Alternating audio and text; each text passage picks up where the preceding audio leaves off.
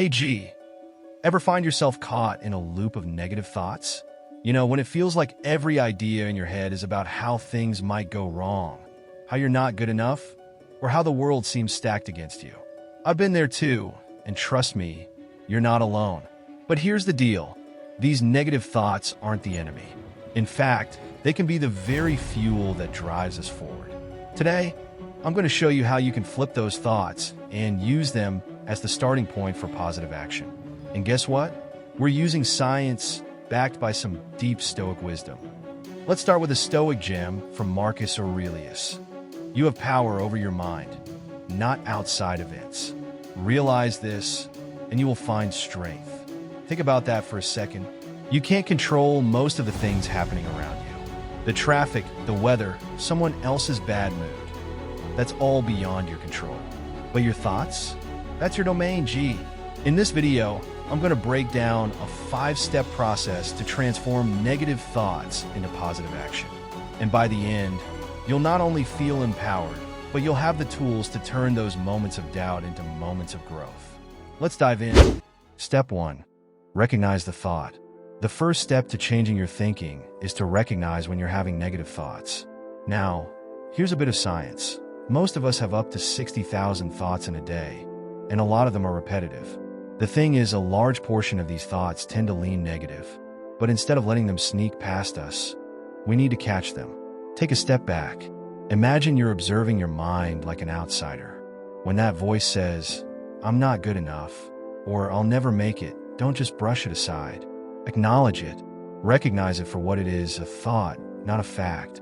As the Stoic philosopher Epictetus said, it's not what happens to you, but how you react to it that matters. And that starts with recognizing the mental chatter. The moment you can identify it, you're already one step ahead. Step 2. Challenge the thought. Okay, now that you've recognized the negative thought, let's talk about challenging it. Stoics were masters at this. They believed in questioning every assumption. Seneca once said, "We are more often frightened than hurt, and we suffer more from imagination than from reality." You see, many of our negative thoughts aren't based on facts. They're just assumptions or fears. Next time you think, "I'm going to fail," ask yourself, "Is that true? What proof do I have?" Often, we find that there's no real evidence to support our fears. By challenging your negative thoughts, you weaken their grip on you. This process isn't just philosophical, it's scientific.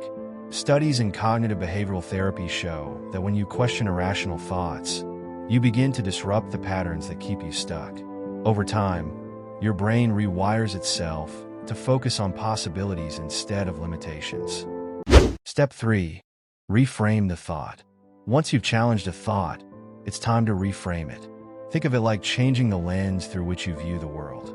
Instead of seeing obstacles, you start seeing opportunities. Take this from Marcus Aurelius. The impediment to action advances action. What stands in the way becomes the way. In other words, the things that block us can actually push us forward if we look at them differently. Say you're thinking, "I'll never be good at this new job." You've already challenged it, realizing there's no solid proof that you'll fail. Now reframe it. Shift it to something like, "This job is tough, but I'm learning every day and getting better." Suddenly, the narrative changes from one of defeat to one of growth. Cognitive reappraisal, the scientific term for reframing, has been shown to reduce stress and anxiety.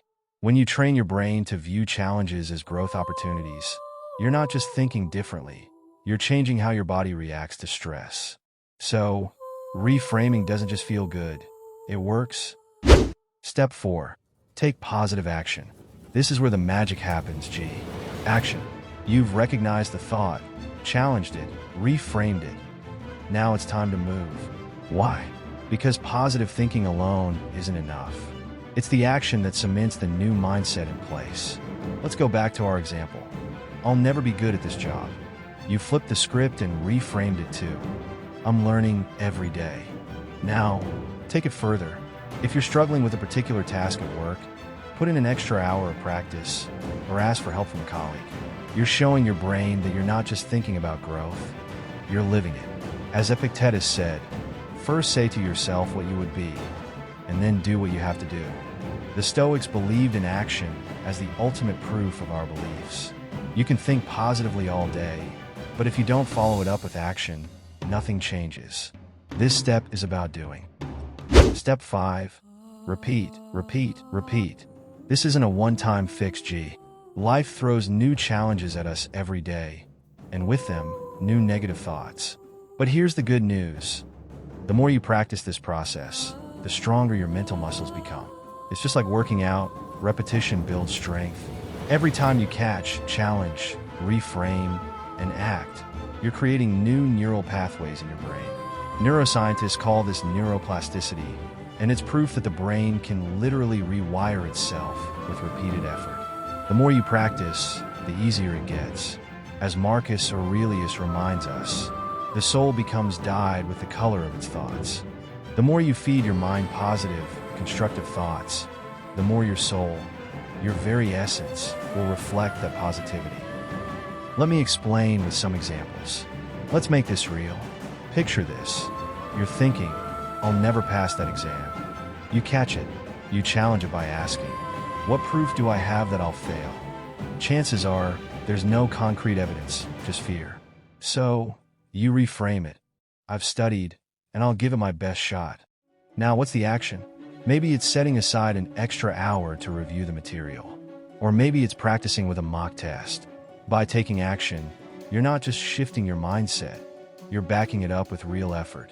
This is how progress is made, step by step, thought by thought, action by action. Another example, maybe you've been wanting to ask someone out, but your mind says they'll never say yes.